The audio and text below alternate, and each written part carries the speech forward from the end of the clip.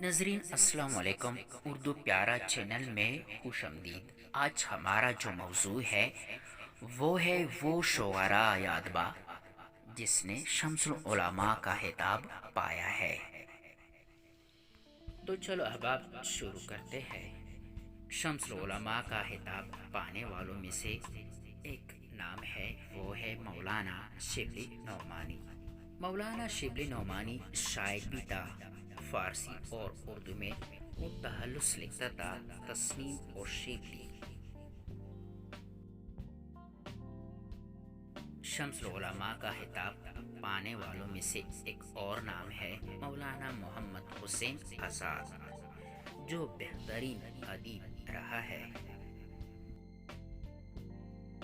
شمس العلماء کا خطاب پانے والوں میں سے تیسرا جو نام ہے وہ ہے مولانا الطاف حسین خالی، بہترین نثر نگار اور شاعر بھی تھا۔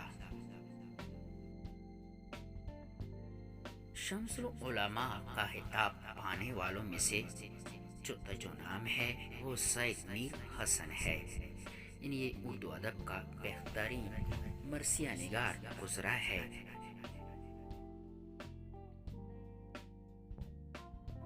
شمس العلماء کا خطاب پانے والوں میں سے پانچواں جو نام ہے وہ ڈاکٹر علامہ محمد اقبال رحمۃ اللہ کی ہے۔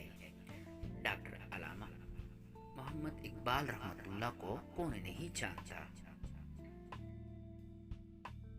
شمس العلماء کا خطاب پانے والوں میں سے چھٹا جو نام ہے وہ ہے مولانا ڈپٹی نذیر احمد کا ہے۔ ڈپٹی نذیر احمد بہترین اردو ادب کا پہلا ناول نگار گزرا ہے۔ شمس العلماء کا خطاب پانے والوں میں سے ساتواں جو نام ہے وہ ہے مولوی ذکاء اللہ، یہ اردو ادب کا بہترین ادیب نثر نگار رہا ہے۔